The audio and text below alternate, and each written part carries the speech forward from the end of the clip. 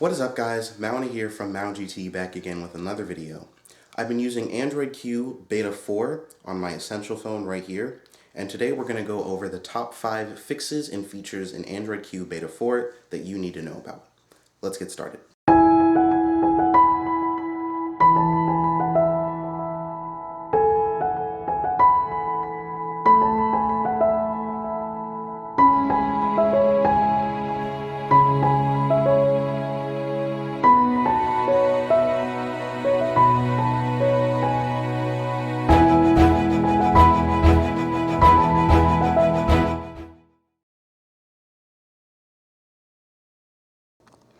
So, first up on the list of 5 improvements/changes here in Android Q Beta 4 is the outline of the Wi-Fi icon in the status bar.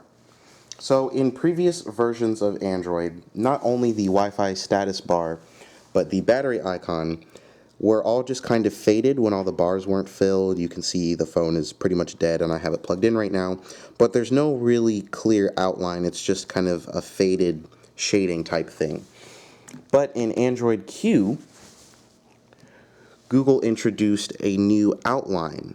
So the data icon has not been updated to reflect that change, but you can see the battery icon is now just transparent with a little outline showing you what you're missing out on. Previously in Android Q Beta 3, the Wi-Fi icon was just like the data icon and there was no outline, and it looked like it does in previous versions of stock Android, including on Android Pie. But now the Wi-Fi icon has that little outline, so it's uniform with the battery icon, and hopefully we get an update to the cellular signal strength icon to make it uniform with the rest of those icons. A small change, but it is welcome, and it does help things look a little more polished. Up fourth on this list of new fixes and improvements in Android Q Beta 4 is colored icons in the notification center.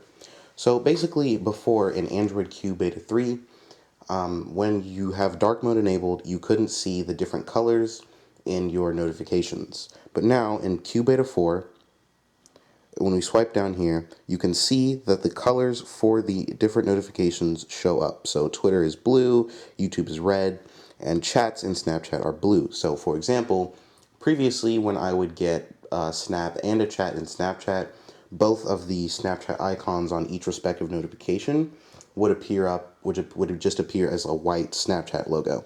But now we can see that I got a chat from one of my friends, and the icon is in fact blue to indicate that it is a chat. And if I were to get a snap from one of my friends, the icon would show up as red, indicating that I received a snap and not a chat. So having these colored icons in the notifications is a really little thing, but it's a nice detail that can help you distinguish between certain types of notifications, and that's why it made this list for me. The third fix or improvement that Google has brought to Android Q Beta 4 is picture-in-picture. Now, you might be wondering, picture-in-picture, this was something that we already had in Android Pie. Well, when Android Q, as you know, they introduced the new fully gestural navigation system. And so in previous versions of the Android Q Beta, so Beta 3, Beta 2, Beta 1, whatever, when you swipe up to go home, picture-in-picture would not work, and so you would have to do these different workarounds, such as tapping on a notification or tapping settings or doing something to get picture-in-picture to work on YouTube. But if we go ahead and hit play on this YouTube video here, so you can see my YouTube video here is playing, and make sure to go check this out if you haven't already. But you can see the video is playing here, and if I swipe up, it takes a second, but you now have picture-in-picture here on Android Q. And you can move it around just as you could in Android Pie. And pausing doesn't quite work, but it is beta, but everything else works, moving it around. And then I can close it from there, hit settings, or I can full screen it back into the full YouTube app. Now, for the next two, I had a really hard time trying to figure out which one I should put as number 1 and which one I should put as number 2, because both of the features that I'm going to talk about are really important to me, and when they were introduced in Android Pie and even before that, they were features that I used literally all the time. So in the number 2 spot, we have the rotation lock button that appears when you rotate the phone. So if you're like me, and you do a lot of stuff with your phone in bed, like you're watching videos, stuff like that, a lot of the times I'll be laying on my side and I turn my phone on its side to like see something. And I always keep my rotation lock in the quick settings up here turned off because I hate when I do that and I don't actually want it to be rotated and it rotates itself. In Android Pie, they introduced a little tiny button that appears in the navigation bar where if you rotate your phone, you can tap it and it will rotate the screen, and then you tap it again and it'll rotate the screen back to the original orientation. They took this away in the earlier versions of the Android Q beta with the fully gestural navigation system. If you're using the 2-button nav or the 3-button nav, you would still have this little action button in the corner of your screen. But now, with the fully gestural navigation, if I rotate my phone here, you can see right there is the little button. I tap it, and it rotates the screen, just like that. This is not a brand new feature, but it's nice to see that they finally brought it back. If I rotate again, up here, tap the button, and boom. Now this works in pretty much any app. So if I hop into Spotify, for example, if I rotate, see the little button? Boom. And then I get a, oh, well, it doesn't work in this UI anymore. But if I were to rotate here, you get the little button, tap it, you get Spotify and landscape, do it again, up here, tap the button. We can do the Play Store. I'm in the Play Store. Rotate, I get the button.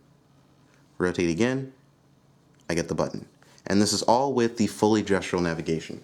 So if that was a feature that you really wanted or had to have, you no longer have to switch back to the 2-button nav just to get it back.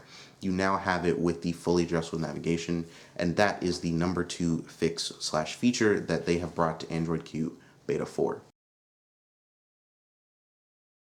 Finally, in the number 1 spot is a longtime Android feature, way before it was on any other phone.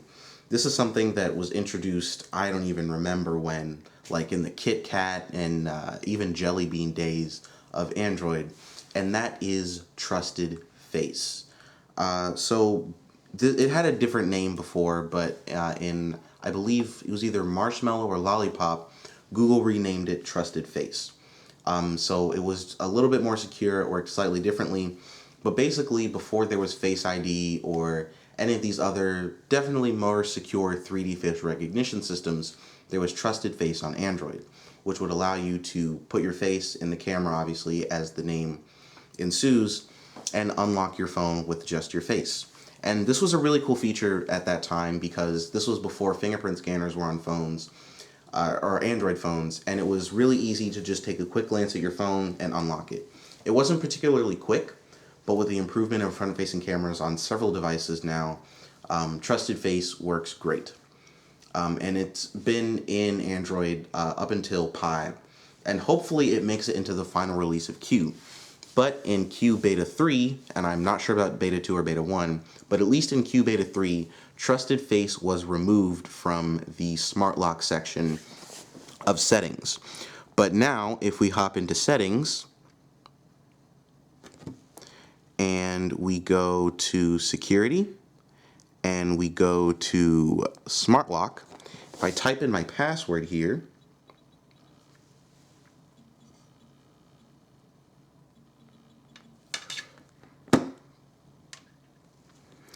Trusted Face. Device will unlock when face is recognized.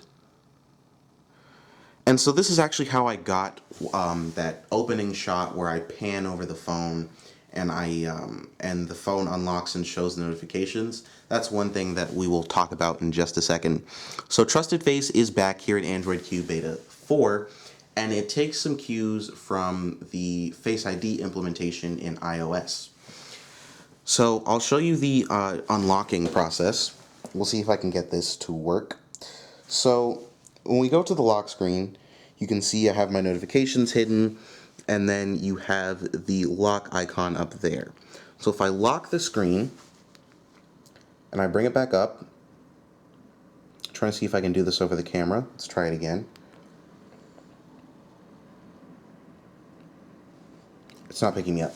So I lock the screen, I'm gonna bring it over to my face, and you'll see now that that lock icon has changed from a locked padlock to an unlocked padlock. So we're gonna zoom out here, and we're gonna see if we can catch this happening live. So I've got it here.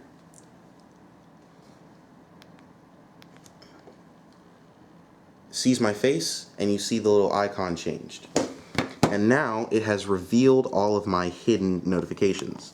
So if you have some sensitive content that you don't want to be displayed on your lock screen, but you also want to know, what notifications you have without actually unlocking your phone, you can enable Trusted Face, and when you unlock it, so I unlock it with my face, my notifications are appeared and it doesn't automatically unlock. Then I can just swipe up to get back into my phone. And that is probably my favorite feature of Android Q Beta 4. So guys, that is it for my top 5 features in Android Q Beta 4. I've been loving the beta here on my Essential phone, and it works great. It's honestly stable enough for most people to use. The installation process is really simple. If you have a Pixel or any of the other supported devices for the Essential phone, you just download an app, you get the update, and you're on the newest version of Android. Dark mode is still a thing. Force Dark doesn't work anymore, where you can get dark mode in every single app, but I'm sure Google will bring that back in the developer options. But Android Q Beta 4 has been great so far, and with those top 5 features, it makes it even better for me over Beta 3, and I can't wait for the final release of Android Q to drop.